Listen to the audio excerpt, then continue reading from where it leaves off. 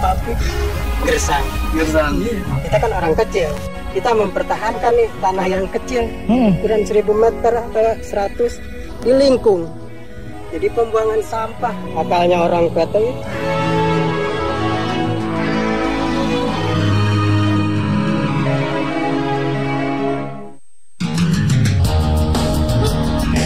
Cerita soal beras seperti tak pernah ada habisnya. Biji kecil ini punya pengaruh yang begitu besar, khususnya di Indonesia. Tak heran, karena sebagian besar masyarakat negeri ini menjadikan beras sebagai makanan pokok mereka. Data BPS menyebutkan, konsumsi beras per kapita dalam negeri diperkirakan mencapai 28 juta ton setiap tahunnya.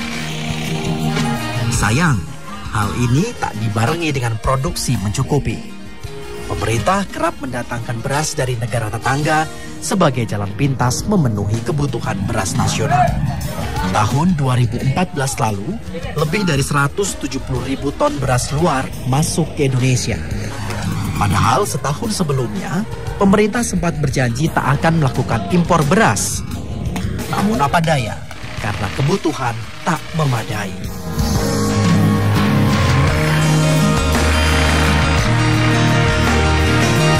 Usah negeri ini pernah merasakan manisnya swasembada pangan tahun 80-an yang lalu. Namun kini Indonesia justru pernah tercatat sebagai negara 5 besar negara yang pernah mengimpor beras ke negaranya. Lalu apa yang terjadi? Saya akan coba mengajak Anda ke salah satu lumbung padi nasional di Kota Karawang, saya dekat dengan Jakarta, dan ikuti terus Indonesiaku.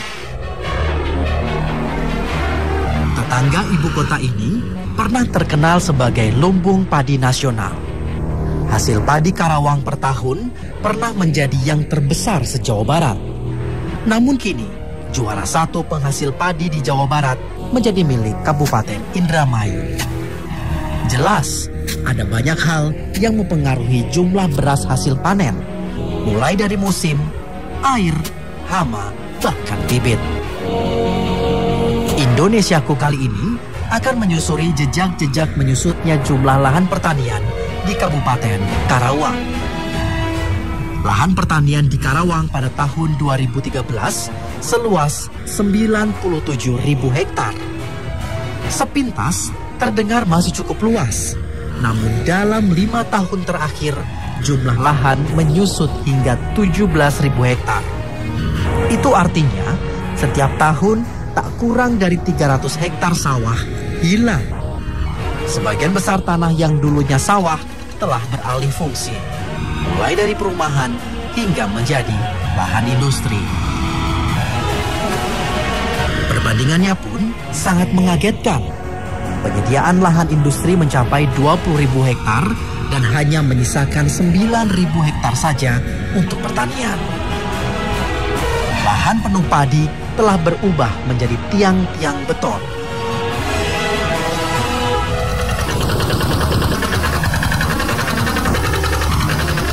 Kali ini, sebagian besar sawah di daerah Teluk Jambe, Karawang Barat akan memasuki masa tanam. Mereka pun sibuk membenahi lahan yang sudah selesai panen. Warga sekitar menyebutnya sebagai mengawur atau menyebarkan jerami kering di atas lahan yang nantinya akan dibakar sebelum memulai bajak. Sepenuh hati para petani menggarap lahan. Tapi jangan kira sawah yang saya datangi adalah milik mereka yang sedang kerja. Mereka hanya menumpang. Sebagian besar lahan pertanian ini berada di lahan perusahaan yang belum digarap. Ratusan hektar sawah di sini telah masuk dalam kawasan industri. Entah sampai kapan petani bisa menggunakan tanah yang sudah bukan milik mereka. Kita kan orang kecil, walaupun kita punya satu tanah sedikit, kalau yang besar udah dijual gimana? Iya. Kan istilah PT sekarang mah, kita mempertahankan nih tanah yang kecil, ukuran 1000 meter atau 100 di lingkung. Jadi pembuangan sampah gitu. Oh, jadi dikelilingin? Iya. Wah. Akalnya orang PT itu. Bagi para petani, mereka tak bisa berbuat banyak. Industri benar-benar sudah menggerus kehidupan mereka sebelumnya. Kini mereka hanya bisa bernostalgia manisnya Karawang saat dahulu masih penuh hamparan sawah. Perjalanan kali ini sedikit membuka mata akan masalah persawahan di Karawang. Ada 200.000 jiwa petani di daerah ini dan 39%-nya hanya buruh. Tak punya lahan, hanya memperoleh pinjaman yang pasti akan ditarik pemiliknya. Perusahaan pemilik lahan biasanya membagi petani menjadi beberapa kelompok. Sambil menunggu waktu membangun, warga bisa menggarap lahan. Untungnya lumayan, karena memang warga tak harus membayar lahan. Di sisi lain, perusahaan pun tak harus membabat lagi saat akan membangun. Satu kali panen yang bagus, petani bisa mengantongi 2,5 sampai 4 juta rupiah setelah dibagi kelompok. Penghasilan yang tak tahu sampai kapan mereka dapat. Nah, bisa di sawah Pak Tasam ini, sekali panen dari 4 petak yang ada bisa sampai 2 ton. Tapi karena memang ini bukan punya Pak Tasam lagi tanahnya, jadi Pak Tasam seolah menunggu aja kapan tanah ini akan digarap oleh PT atau perusahaan, dan ya susah lagi untuk bertani, nggak tahu akan dimana. Kerja yang terus-menerus penuh rasa was-was akan berakhir.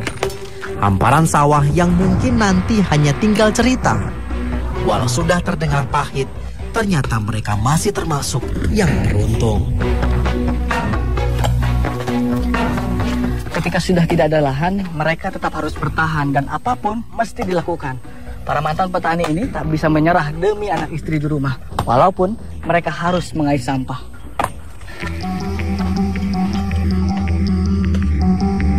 Ini tak jauh dari sawah yang saya datangi. Di bawah terik matahari, beberapa warga sibuk menguras tenaga mereka. Butuh beberapa pukulan untuk bisa menghancurkan sedikit bagian batu. Tapi yang satu ini bukan sembarang batu, melainkan beton cor setebal 20 cm bekas jalan kawasan industri. Potongan-potongan jalan yang telah menjadi sampah inilah yang menjadi pekerjaan beberapa warga di desa Wanakerta. Mereka pernah menjadi petani, namun kini menjadi pengais sampah. Beton cor yang sudah tidak terpakai merupakan rezeki yang bisa dijadikan uang. Dengan uang itu memberi makan keluarga. Pecahan kecil dan besi tulang betonlah incarannya. Bukan hal mudah memecah beton tebal. Pukul godam tak bisa langsung menghancurkan beton. Namun mereka tak bisa berhenti. Tulang besi ini terlalu berharga untuk mereka lewatkan. Saya merasakan sendiri susahnya memecah beton. Kerasnya luar biasa. Belum lagi pecahan kecil yang bisa menyasar mata. Benar-benar pekerjaan yang mengandalkan otot. Namun mereka juga harus cepat kalau mau dapur terus berasap. Gak bisa, ini saya udah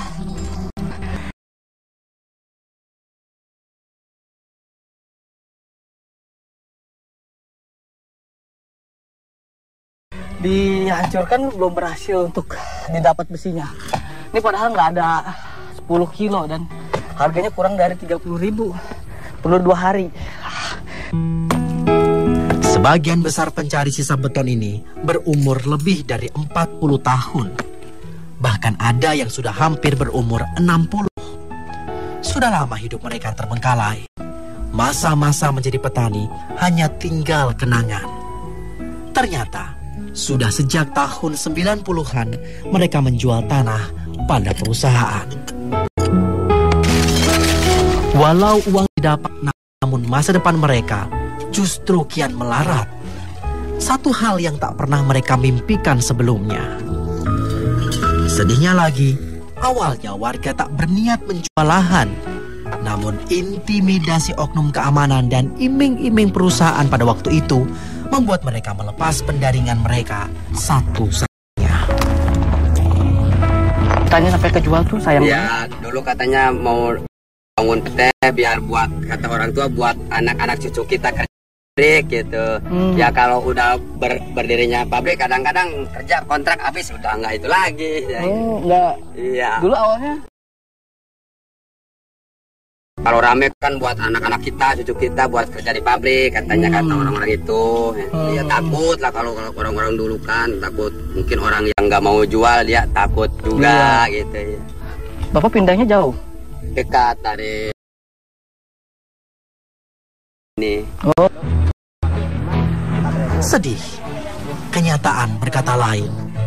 Uang hasil jual sawah sudah habis, namun mereka tak bisa mendapat penggantinya. Janji pekerjaan pun hanya tinggal pepesan kosong belaka. Mencari sisa menjadi jalan terakhir tetap bekerja.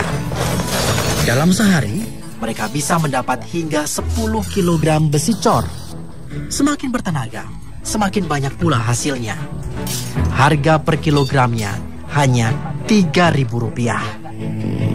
Sedih betul menjadi petani di Karawang. Tergusur kebutuhan industri yang terus bergerak. Ironisnya, mereka hanya bisa diam.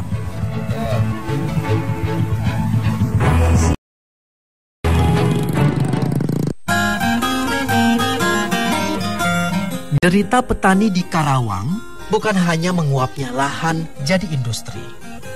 Kehilangan sumber irigasi pun menjadi masalah yang membuat petani gigit jari. Seperti yang terjadi di Kampung Jungkur, Kecamatan Tegalwaru setahun terakhir.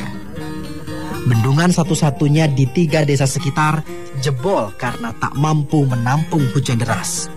Seketika itu pula, pertanian di Kampung Jungkur mengalami ujian terberatnya. Sawah yang seharusnya bisa 3 kali panen dalam setahun hanya bisa digarap 1 kali saja saat penghujan. Ya, pemirsa, bendungan yang dibangun pada tahun 1984 ini tadinya bisa mengairi hingga 100 hektar sawah yang ada di bawah sana. Namun setelah jebol, sawah-sawah tersebut hanya berharap pada hujan. Dan dapat dibayangkan betapa banyak petani yang harus gigit jari karena lahan mereka tidak tergarap. Sebetulnya, Bendungan Jungkur pernah dipugar 7 tahun lalu. Namun tetap tak kuat menampung volume air yang berlebih. Petanilah yang harus mencari air bagi lahan mereka.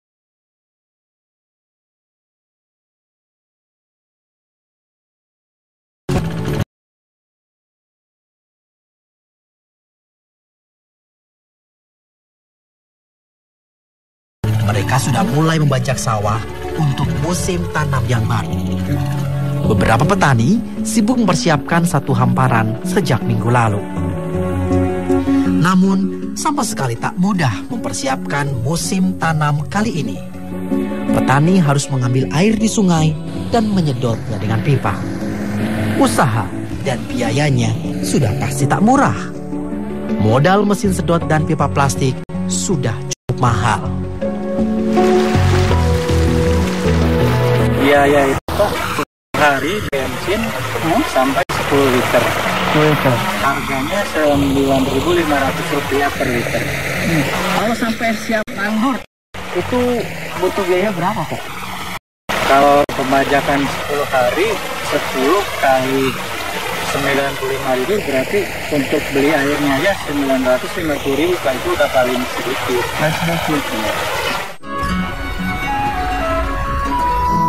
Kebutuhan air pada masa awal tanam memang tak bisa ditawar lagi. Mulai dari saat membajak tanah, menyemai bibit, hingga sebulan pertama penanaman, sawah harus selalu terendam. Sungguh dilema. Upaya menanam dengan biaya besar bisa-bisa hanya balik modal. Bahkan jika tak beruntung, bisa-bisa merugi. Karena satu petak sawah ini diairi setinggi 40-30 cm air. Dan untuk semua hamparan yang ada di sini, kalau mau diairi itu membutuhkan waktu 9-10 hari. Itu luar biasa lama. Biaya sedot air sudah sangat menguras modal petani. Sementara keuntungan juga tak dapat dipastikan. Hasil panen dengan butir padi kosong ataupun busuk harus siap mereka hadapi. Petani harus siap-siap gigit jari setelah 100 hari masa tanam. Sudah jatuh tertimpa tangga. Bisa jadi kata-kata yang tepat menggambarkan nasib petani kampung Jungkur. Bendungan irigasi jebol membuat mereka kesulitan bertani. Perhatian dari penyuluh pertanian pun tak kunjung mereka dapatkan seumur mereka menjadi petani.